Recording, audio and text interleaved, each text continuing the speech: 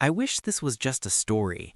I wish I could say I made it up, that it's just something I wrote late at night to scare people online. But every word you're about to hear actually happened. And even now, years later, I still check behind me when I'm alone. It started during a time when my life was painfully ordinary. I had just moved to a small town in the Midwest for work. New job, cheap rent, quiet streets. The kind of place where nothing ever seems to happen. I lived alone in a one-bedroom apartment above an old insurance office. The building was outdated but solid. Thick walls, narrow hallways, the kind of place that echoed when you walked. At first, I liked the silence. Then the silence started noticing me. Every night around 2:40 a.m., I would wake up for no reason. No nightmare, no noise, just awake. At first, I blamed stress. New job, new place, different routine. But it happened again and again. Always the same time. Always the same feeling. Like I wasn't alone anymore. I'd lie there staring at the ceiling, listening. The building made normal sounds, pipes ticking, distant traffic, but underneath it all was something else, a presence. Not a sound, more like pressure. One night, I finally sat up and checked my phone. 2:41 a.m. That's when I heard footsteps, slow, careful, coming from the hallway outside my apartment. I held my breath. This building was old, but not noisy. You could tell the difference between pipes and people. These were footsteps, real ones. Someone walking, then stopping, walking again, right outside my door. I didn't move, didn't speak, didn't even blink. The footsteps stopped. Minutes passed. Then I heard something that made my stomach drop. My doorknob, gently turning, not rattling, not forced, testing. I grabbed my phone and dialed 911, my finger hovering over the call button. Before I could press it, the knob stopped turning. Silence. I stayed awake until sunrise. The next morning, I checked the hallway. Nothing. No marks, no damage, no neighbors who looked suspicious.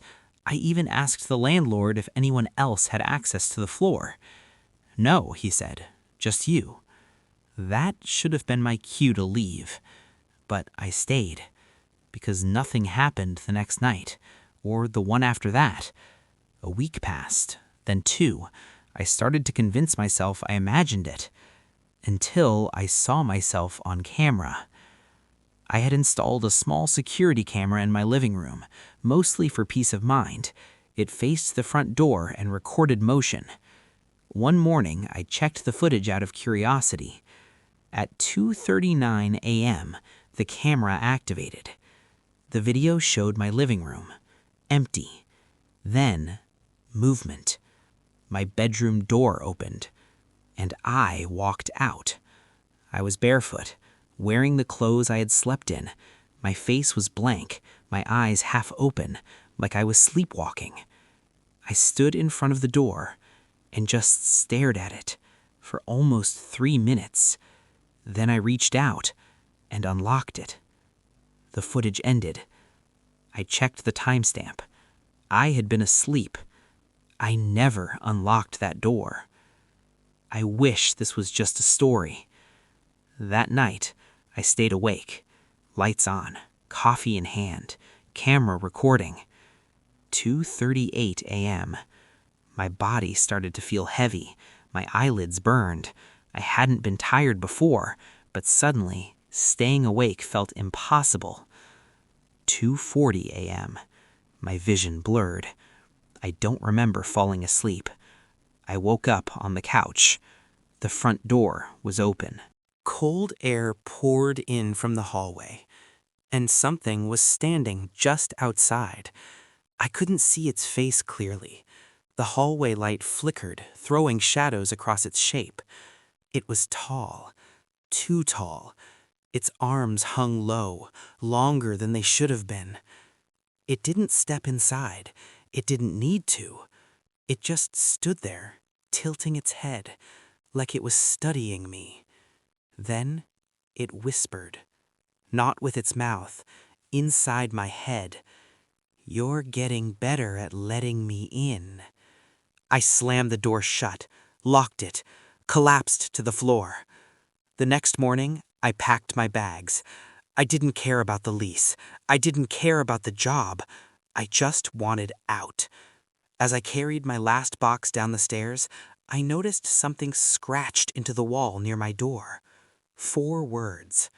You opened it first. I moved out that day. I thought it was over. I was wrong. Months later, in a different city, in a different apartment, I woke up at 2:41 a.m. That same pressure, that same silence. My phone buzzed. A notification from my old camera app. Motion detected. Location, previous residence. I opened the feed. The apartment was empty. Then the front door unlocked, slowly, and the camera tilted upward, as if something was picking it up. The screen went black. I deleted the app. I destroyed the phone. But sometimes, late at night, when the room gets too quiet, I hear footsteps, and I know it's waiting.